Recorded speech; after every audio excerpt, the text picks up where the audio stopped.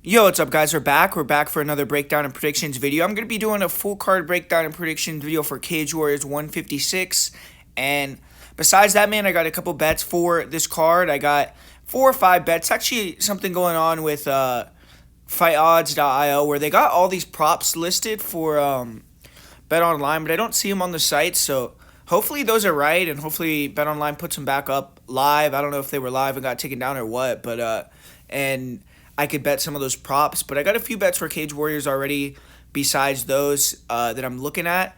And they're going to be over at patreon.com/mmapredictionguru. I got some bets for UFC this week. And going over there, supporting the channel, it really, really helps, man. And I would really appreciate anyone that goes over there, supports the channel, supports me, supports MMA Prediction Guru and everything we do. So really, really appreciate everyone that's over there on the Patreon. But let's get in this first fight of the night, or well, the main event here with Matthew Bonner taking on Darren Stewart. This is a fight between two former Cage Warriors world champions. Darren Stewart, he took that Cage Warriors title win, went to the big show, had a successful UFC run where many people would say, Stewart's run wasn't good in the UFC, but anytime you can have 12 UFC fights, that's pretty damn good to me. And he got cut in 2021 and then quickly lost again to Mick Stanton, but has came back with 2 wins in a row after that. And Matthew Bonner, he won the Cage Warriors title in 2021, but then he quickly lost it about a year later. He didn't get to go to the UFC, have the triumphant nights, making big money and having fans like Darren Stewart did. And he's still probably the hungrier of the two fighters. Since Bonner lost the belt, he's gone 4-1 with 4 finishes. He has taken a step down in competition for those fights, but he's treated those fighters accordingly. Now both men have the chance to use the other as a catapult to move into another Cage Warriors title fight, and potentially that could lead to even bigger things. So this is a big fight and a good main event. And with Matthew Bonner, he's the lesser-known guy, but he's a good fighter. He's big for the weight class. He's taller, longer in this matchup. He stays loose. He's composed. Good jab, good leg kicks, good right hand. He throws to the body a lot. Good check hook. He has decent kicks, and he pressures, cuts the cage off well. His head movement is pretty good. Defensively, he still leaves openings. Shots can get through, but he's never been finished. And recently his striking has been leveling up. He's gotten 2 knockouts in a row, albeit against lower level guys. And he needs to press the wrestling in this fight. He's good in the clinch. He has good body locks. And he isn't the best offensive wrestler, but he can be relentless, and he's a big guy. And his defensive wrestling isn't good. He's almost willing to go to his back, but he's very good at hitting sweeps and good half guard sweep. When he gets on top, he's sticky. He's hard to get up from under. Heavy top pressure can just drain fighters. Good job of finishing guys on the ground, too. He has good ground and pound. He'll attack the back, hunt rear naked chokes. The cardio edge that Bonner has in this fight is going to be pretty significant. And if he can make it a dogfight, he's going to have the better conditioning by far. He's super tough, Bonner. He's never been finished. And he's someone that when he gets hurt, he goes to his back so he could stay safe. And he's only 4-8 in decisions, though, so that's a very salty record for decisions. And usually when he wins, he has to get you out of there. And Darren Stewart, he's going to want to use his bladed stance, speed, leg kicks. If he could stay composed and move, look for the big right hand, chop the legs, he could get the win. He just has to not fall for the trap of, if Bonner goes to his back, engaging in the grappling, going on top of him. And Stewart looked better in his last fight. He was way sharper. If he could repeat that performance, I think he'll have a good chance to win. He was mixing in takedowns. And I think he could get Bonner down, but I feel like Bonner will be able to create scrambles and out-grapple him. So I don't know if he should go for the wrestling like he did against, I think he fought Leon something. I can't remember, but Leo or something. But if Bonner makes this a grappling match, I think Stewart will gas out. Stewart needs to just use his sprawl, pressure, and try to keep it standing. Maybe hit a takedown at the end of the rounds if he wants to. But, I mean, we did see Stewart get out-wrestled by a very one-dimensional fighter in Mick Stanton recently. And I just don't think that he's at the greatest point in his career. I think he's on a downward trajectory, and Bonner's on an upward trajectory still. So that's why I'm going to favor Matthew Bonner by a slight margin.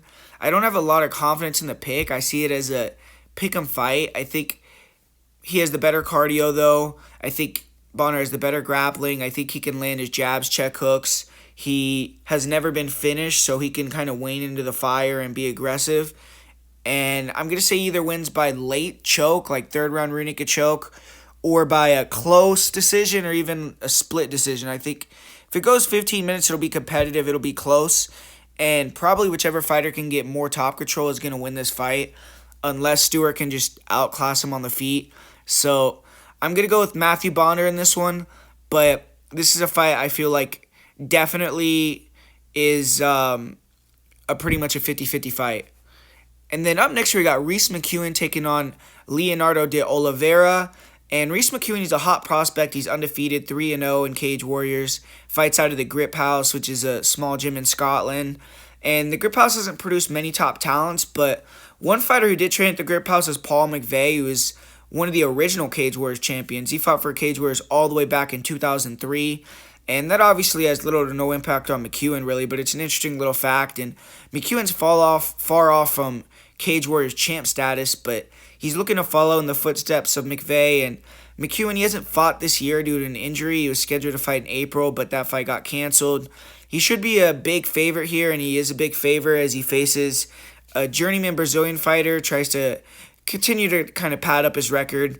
And Leonardo de Oliveira, he's making a return to action. He hasn't fought in over a year. He's 8-5. He's coming up in weight. He usually fights at 125 on a 2-fight losing streak. And he's fighting for the third time outside of Brazil. He's 1-1 so far in fights outside of his home country. His last fight was his most high-profile fight. It was on Aries FC, another Fight Pass show. And he fought a recognizable name in Samir Fadin, too. And the majority of Oliveira's fights, though, came against unknowns. 6 of his 8 wins have came against fighters who Tapology has their record listed as not available.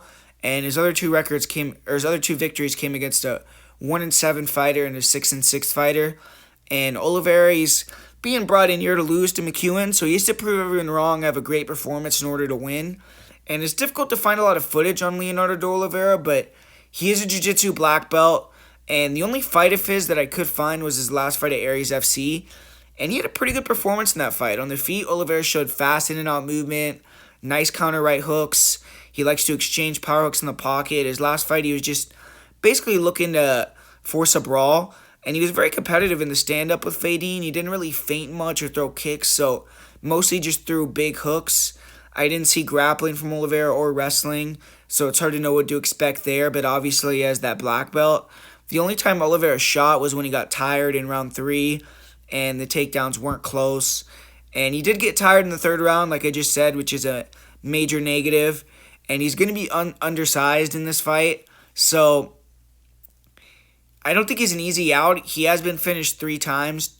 2 happened when he didn't want to continue in between rounds and retired, so maybe we could see something like that happen here if he's getting really beat up. But when he's actually in the action, he is pretty tough to finish, and most of his wins have been submissions, but I haven't seen him operate on the mat. He should be dangerous there, but kind of a question mark.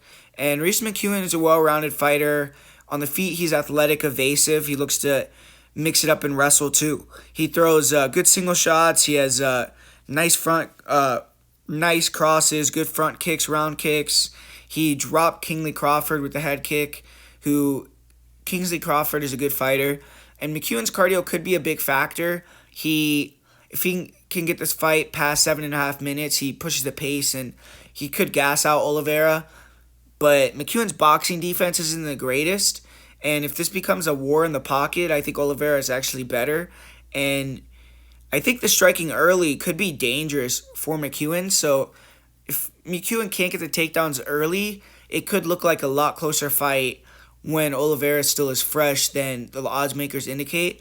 And Reese McEwen, though, he has a good double leg. He has excellent timing. He is good on top, great transition ability. He likes to stay in the half mount, throw body head attacks. And he keeps heavy top pressure. And his one pro loss, he did get submitted with an armbar. And his takedown defense is a little questionable. He gave up some easy takedowns against Kingsley Crawford. In the third round, Crawford held McEwen down for a couple minutes before the ref stood them up, and he did also spend a large portion of the first round on his back in that fight. But McEwen will attack off bottom with triangles, and he's comfortable off his back, but he will lock up submission sometimes. Like his last fight, he was able to use a guillotine and force the tap, and he has potential. You could see he's green in the grappling and his defense on the feet. He needs a little bit of work, but overall, he is a good prospect, I believe. I haven't seen Oliveira off his back at all, so tough fight to call. If Oliveira could threaten or sweep McEwen on the ground, then an upset is possible. On the feet, McEwen is faster, more diverse, bigger, and more athletic, but his boxing is lacking, and Oliveira has nice hooks. He's aggressive. I think that when both guys are fresh and dry, I would run a lot if I'm McEwen, kick and move, and then if Oliveira begins to gas, then start to be more aggressive, mix in takedowns more actively, and get the job done. So I'm going to say McEwen gets this one done via decision, but I do think that this fight is a little bit more difficult than the odds makers indicating. I think they got McEwen at like a minus 550-ish. I would line him at like a minus 300, so I don't have interest in betting Oliveira, but I do think just from the odds perspective, it's a dog or pass situation here. And up next in this one, we got Andy Clamp. He's going to be taking on Gasson Abdinabi, and these guys are settling unfinished business here. They're scheduled to fight each other on April 15th at Cage Warriors 152, but the fight was canceled for undisclosed reasons. Now, about 2.5 months later, we're going to finally get to see it come to fruition. Neither fighter has fought this year, but Andy Clamp fought last November, whereas Abdinabi is making a comeback after 3.5 years away from competition. Abdinabi's undefeated. He's 31, but he hasn't fought since December 17, 2019. And as far as level of competition goes, Abdinabi has fought virtually no one. He hasn't fought anyone noteworthy. And Andy Clamp is by far the best, most experienced opponent Abdinabi will have faced to date. Abdinabi hasn't been just sitting on the couch during this layoff, though. I've seen him do some jiu-jitsu tournaments. He has a purple belt in jiu-jitsu now. He's been working at Tiger Muay Thai, and he could come in here looking improved. Andy Clamp had an 11-1 run on smaller shows and fought for the Cage Warriors for the first time as a pro in his last fight and got knocked out in the first round. So obviously he's going to be hungry. He's going to be wanting to come back and show that he can get a win on a big promotion. And before that fight, Clamp was on a 5-fight win streak. Like Abdinabi, Clamp's wins have came against lower-level competition primarily, but he has beaten superior opponents in comparison to Abdinabi. Clamp fought Chuck Campbell his last fight, who's 4-1 and a solid fighter, and he has a big edge in terms of experience. He's been fighting much more frequently as well, and he's a well-rounded fighter, Andy Clamp. He's primarily a grappler. On the feet, he's tall, long, and rangy. He has nice kicks. He has good 1-2s, good timing. He likes to pressure, back eyes up, feint the level changes, throw the big right hands, and then when opponents throw at him, he could slip and then go for the double. So it makes fighters hesitant to throw, and it also opens up opportunities for Clamp to strike. And when Clamp can get the double, he has good jiu-jitsu, he's aggressive, good transitions to the back, he has decent rear naked chokes. His cardio is good. He can keep the pace for 3 rounds. And he's a solid fighter. His athleticism or speed aren't the greatest, so he can be vulnerable trying to close the distance. His last fight, he got caught coming in with the heavy cross and put out. And he has a difficult style to deal with, though, because he's a long fighter with good straight shots down the center, some power. And, Clamp, if he can only be forced to strike in this one and he can't get the takedowns, he could be in trouble. But I watched Gasson, and he isn't impressive from what I've seen. I mean, he's athletic, he has some dangerous range weapons, and he's going to have a small chance to land a knockout on Andy Clamp. But he crashes in, he kind of smothers his work and doesn't use his reach well. He doesn't have good defense. I feel like his wrestling and grappling are unknown. He is a purple belt, but Clamp has way more experience in MMA grappling, and I highly doubt his grappling is on Clamp's level. He hasn't fought in a long time. So personally, I think Clamp is going to get this victory here, and I'm going to say he gets the win via first round submission. And moving on to this next fight, Rory Evans, he's taking on Jack Eglin. And this is a high-level fight, two guys that kind of have deceiving records. Rory Evans, he's a Welsh fighter. He's 5-4. He had a very disappointing start to his pro career. He was 6-0 as an amateur and then lost 3 out of his first 4 pro fights, all via first-round submission, too, in all the losses. So really had a bad start, but he rebounded after that. He won 4 fights in a row, 3 in a row in Cage Warriors. But his last fight, Evans lost to Liam Giddens, so he had that streak snapped. He was finished with strikes in that fight, and he's coming back just 2.5 months later, so it's a little bit concerning. It was the first KO TKO loss of his career, and it was a standing TKO where he got overwhelmed, so he hasn't taken too much damage, and hopefully he's good to go. Jack Eglin, this is going to be his 6th Cage Warriors fight. He's had all his fights as a pro in Cage Warriors so far. He's 3-2, but he's only lost to good fighters Sam Kelly and Luke Riley. His last fight, he bounced back from 2 losses, got a first-round knockout win, and he should be confident. He has good potential, and he just needs to start putting some wins together to get the eyes of some guys and maybe go into a bigger show or get into some higher-level Cage Warriors fights. And Rory Evans, he has solid wrestling. His striking is basic, but he's aggressive, has a good rear cross, pretty good 3-2s. He will throw kicks, but mainly pressure boxing, clinch entries, decent double leg. He has bad defense. He is square, comes forward in straight lines. He doesn't really have head movement or a lot of feints.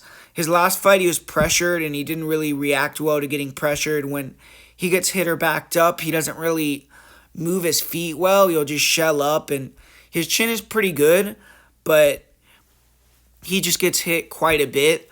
And he has a good double, like I said, good body locks. And on top, he is very aggressive. That's where he's at his best.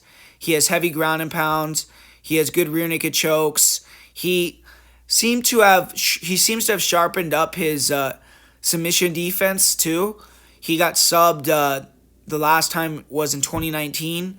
So he could battle through adversity. He pushes the pace. And Jack Eglin, he is fast. He has good feints. He pressures. He has a bladed stance, in and out movement, controls range well. He has a nice jab, good 3-2s, good rear crosses and overhands, good left hooks to the body, and he brings the pressure. He's clean, he's accurate, he's the superior striker in my opinion, and he's improved his wrestling and grappling quite a bit. He's shown slick wrestling in recent fights, good grappling too, good back takes, and even if he loses position, he's good at scrambling and getting back up to his feet or getting back on top, and comes in great shape. He can push the pace. His 2 losses, he was actually winning the fights early and then had the tides turned on him. He got tired in a war against Luke Riley where both guys took a lot of damage, and Luke Riley is that kind of guy. And then he fought Sam Kelly, and he was dominating and ended up just getting caught in a guillotine, so that was kind of an unfortunate loss for him. But I think as an amateur, Eglin had fights where he was taken down and beat that way, so Rory Evans is going to be looking at that and thinking he could take down and hold down Eglin, but I have to go with Eglin here. He's the more well-rounded and skilled fighter. He's going to stay on the pressure. He's going to have the better defense and offense in the stand-up, and I think he can get takedowns, and I think he can compete in the wrestling and grappling too, so I'll say Eglin gets the finish in the second round via KO TKO. And in this next one, we got kind of a mismatch here with Jimmy Quinn taking on Dan Neal. And Jimmy Quinn, he's a fighter who's been groomed on the Cage Warriors Academy shows as an amateur. His most recent fight, he won the Cage Warriors Southeast Amateur title with the highlight reel spinning heel kick knockout. Overall, Quinn was 5-1 on the amateur circuit. He fought guys with good records, and now he's taking the first step into the pro game. His opponent is 1-2 so far in his pro career, so Quinn should be confident he can get the jump on him. And he's young, athletic, he comes out hot. He has a few first-round stoppages, good wrestling, dangerous chokes. He is aggressive, he hunts the finish, he has good kicks. He has good counter crosses, his speed is good. His last fight, he had that spectacular heel kick to the head. In his one amateur loss, he got rocked a couple times, gets a slick counter puncher. And Neal isn't going to have that speed or slickness, and I think Quinn's going to push the pace with the wrestling in this one, too. And Dan Neal is a guy who's been inconsistent. He has been a part-time fighter too. He's only fought 3 times since going pro in 2019, and he returned from an almost two-year layoff for his last fight, won via 41-second knockout, and it's been almost a year and a half since that fight. So he hasn't been fighting frequently at all, but he's a dangerous man. I mean, he has 2 wins via sub 1 minute knockout, and he's the underdog coming in here and hoping to, get another early finish. But he's an explosive wrestler, nice level changes against the cage, good double, good top control, and good arm triangles. But he's a little older, and I think that maybe that wrestling isn't quite as appealing to him to do because it's so hard. So more recently, he has just looked to go in there, walk guys down, hands down, and throw straight punches, get in a brawl. And he clearly has power, but his defense is terrible and basically just gets into shootouts, and he's been able to get the better of those. But I don't think that's going to be a good long-term game plan. And his athleticism, explosiveness doesn't seem to be there like it was 5-6 years ago. And I don't know cardio-wise how Neal will last either. He hasn't been out of the first round since 2017. So Quinn, I think, is going to get the choker knockout in the first here. Neal, I don't think he has that explosive wrestling he used to have, so his best chance to win is just coming forward, gunning for the knockout. And doing that just puts him there for Quinn to take him down, submit him, or knock him out. And I think Quinn keeps it rolling here and gets the first round finish. So give me Jimmy Quinn, and I think he's a parlayable guy. In the next one, we got Scott Peterson taking on Johann Salvador. And I don't have a lot to say about this fight. Scott Peterson, his pro career hasn't really gotten a plan so far. He went 16-9 as an amateur, so good run there, but only 3-3-1 as a pro. He's 1-2-1 in Cage Warriors, and he's fought a lot of good fighters. Currently, he's on a 2-fight win streak, but he fought bottom of the barrel competition, finished both quickly in the first round. So now he's trying to use that momentum to win on a bigger stage. Those fights are also outside of Cage Warriors. And his opponent, once again, is low level. He's 3-4. And it's a good chance for Peterson to finally get another win in Cage Warriors and look good. And Johann, he's a French fighter, making his first appearance for Cage Warriors, taking a big step up in competition. And it's hard to find recent fights of his. The only fights I could find were the first 3 fights where he lost. And he's coming off a victory, but he looks athletic. He has okay footwork, offensive striking, and his reactions to getting hit are very bad, though. And it seems like he shot ill-advised takedowns and had bad defensive wrestling. His grappling seemed weak. He went to a split with a 1-6 fighter recently. I think he's probably a flake, but Peterson, he's not a world beater. He has decent pressure, good wrestling and grappling for that low level of MMA, and he can also get subs early. So I'm going to say he gets the submission, gets Johann out of there early in the first round, but don't have a lot of confidence in this pick because I just don't know much about Johann. I haven't seen his recent fights. Maybe he could have gotten better, but going to split with the 1-6 guy, to me, that indicates that you're not a very good fighter. So I think Scott Peterson probably is going to get him out of here in the first round, but this is one of these fights with not a lot of information to go off of here. And the next one, we got Milada Hottie taking on his opponent, Marsandes Bostos. And with Milada Hottie, he's 2-0 so far in his Cage Warriors career. He hit the ground running. He beat 2 Cage Warriors veterans. Impressive wins relative to his experience level. And in my opinion, he's taken a step out of competition here. He was supposed to fight Alex Trinidad about a month ago, but that fight ended up not happening. Trinidad's a pretty good fighter. And so I think Hottie wanted to rebook a fight quickly against anybody, and they gave him this 4-4 Brazilian guy.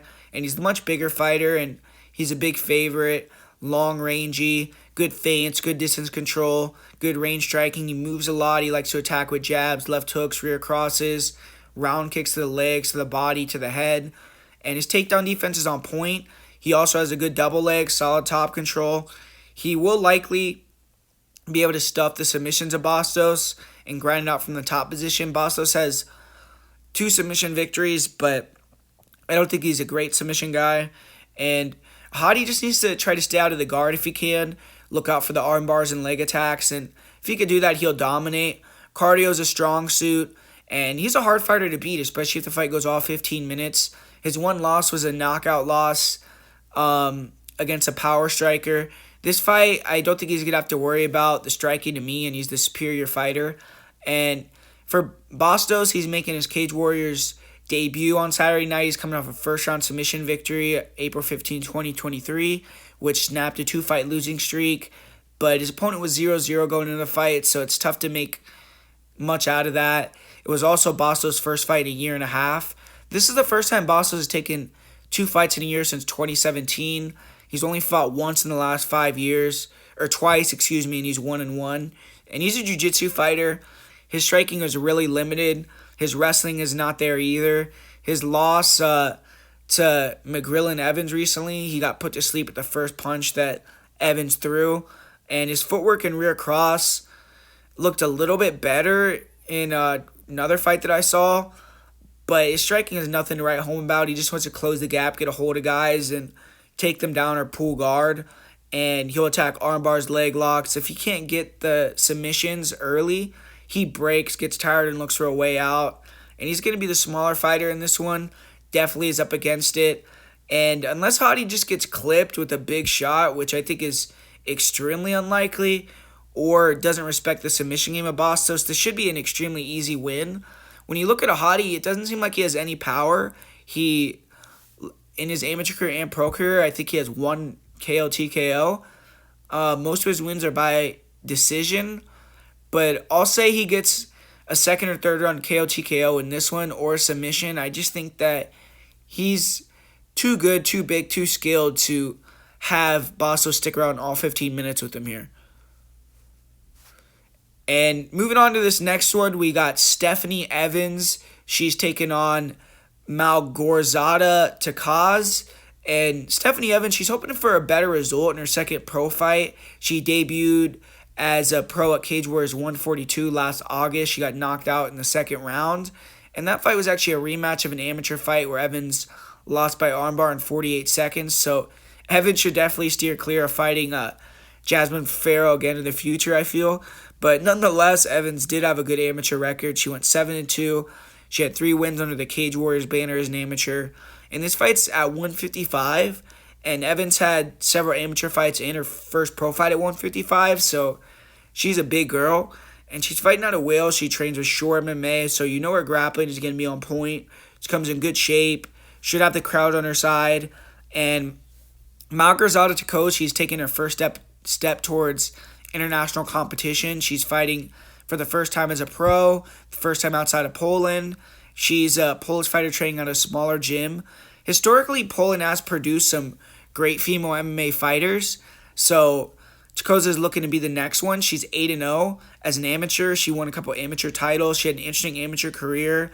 Most of it was spent competing in one-night tournaments. She also bounced around from 145 to 155 and even fought in an open weight tournament.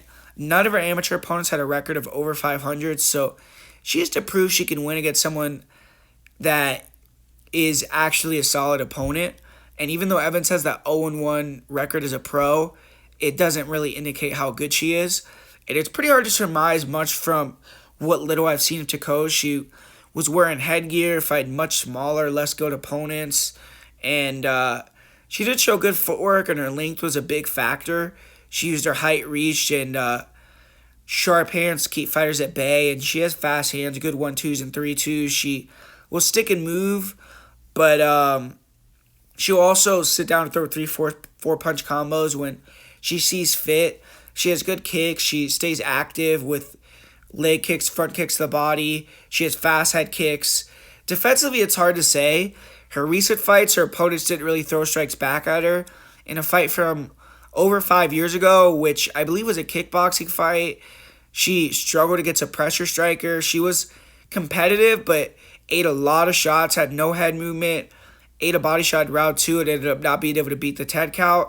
I also haven't seen any recent fights of hers where she went to decisions, so I haven't seen her go long in fights, but she must have decent cardio to be 6-0 in amateur decisions. And she looks like a clean striker who, if she can keep it on the outside in a pretty fight, is going to win. But I've seen no wrestling or grappling from her total question mark there.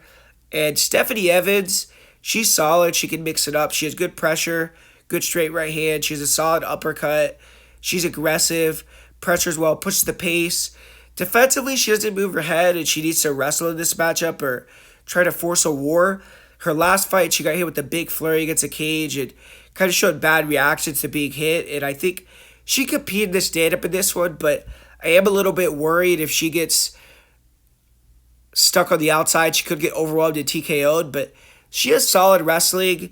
She has good doubles, good grappling, good back takes. She's aggressive. Her ground and pound is on point. She's flexible, so even off her back, she can throw up arm bars, triangles. Her get-up game looked good in her last fight, and she was fighting a good fighter in that last one, too. Cardio-wise, Evans has good cardio. I feel more comfortable picking Evans here. She's more proven. She's fought in Cage Wars multiple times. She's fought in the IBAF seed. I don't know anything about Takowska's wrestling or grappling, but I'll say that it isn't good enough and Evan gets it done on the ground. If Takowska has good grappling, she could dominate, but I'm going to pick Evans to win. I'm going to say she wins by second round KO TKO. And we got the last fight on the card here. Davies taking on ElHaji Adai. And to be honest, I'm not 100% sure if this fight's still going down. It's hard to find sometimes like information on if these fights are going on for Cage Warriors. But we're going to see at the weigh-ins. But they got on Bet Online Davies fighting another opponent now on their book, which it could just be that they didn't update it, but they earlier in the week they did have him fighting Adai. So I'm not sure what's going on with that, but so far so good for Davies. He was 7-1 as an amateur. He hasn't missed a beat as a pro. 3 first-round finishes, and he looked impressive in his last fight. He was able to get that quick finish, and beating Adai is going to signify to Cage Warriors that Davies is ready for that next step up. And Adai is 0-2 in Cage Warriors so far, but he is going to be the best guy that Davies has fought in his career. He's a freshman. He was 4-0 before signing with Cage Warriors last year, and his first Cage Warriors fight was a disaster. He got put to sleep in 14 seconds, but he fought again in November at Cage Warriors 145. Had a better showing there where he got a few takedowns on Adam Shelley and went to decision. He ended up losing, but clearly Cage Warriors is using him as an opponent to test and build up their talent, and Adai needs to step up and show out to get more respect in the promotion's eyes and start to get viewed as the guy in the matchups. But the first thing that pops up the screen when watching Davies fight is his frame. He's long, he's tall, lanky. He's 6'1". Obviously, that's huge for lightweight. The average UFC lightweight is 5'8".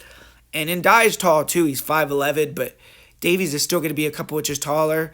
And Davies, he's very aggressive, fast kicks to all parts of the body, front kicks, round kicks. He has accurate straight punches. He'll get inside, throw knees, and more recently, he's added in grappling, back takes, front chokes. He comes in with his chin high sometimes, gets clipped, but he's durable, he's dangerous, pushes the pace. He likes to try to get fighters out of there. And his one amateur loss was a bad look. He fought an opponent with a good wrestling game plan and just kind of got held out for 3 rounds. But he was able to use the jiu-jitsu to create some scrambles, and he struggled to get back up to his feet, but that fight was in 2016.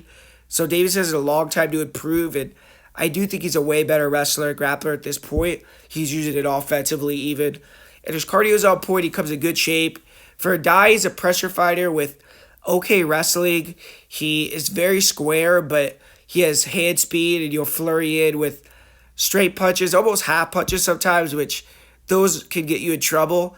And he'll look to throw, one big cross, but sometimes they get in, or throw those, half punch flurries and get in and try to put you in the clinch against a cage and then work the double. And he can shoot bad shots, but he's good at scrambling back up and then working another takedown. And his cardio is on point. So he's going to have to try to show that Davies hasn't cleared that hole up enough and that the wrestling is still an issue for him. But I feel like there's a slight possibility that Adai can just go out there and hold down Davies for 3 rounds, but I think it's unlikely. Davies is too slick. He's good with his footwork. He's clearly worked on his wrestling. So I don't see him just being an easy takedown like he was in 2016. I think Davies could get takedowns too. And I'm going to predict Davies to get the sub or knockout in the first round. I think he's going to keep that first round finish trade rolling and take out his opponent here. So there you have it, guys. Full card breakdown for Cage Warriors 156. Hopefully you liked the video. Hopefully you enjoyed it. Thanks for watching. Like I said at the beginning of the video, if you want access to my bets for this card, go to patreon.com/mmapredictionguru. If you want access to bets for any promotion, go there. And make sure to like this video, put a comment down below, and I'll talk to you guys later.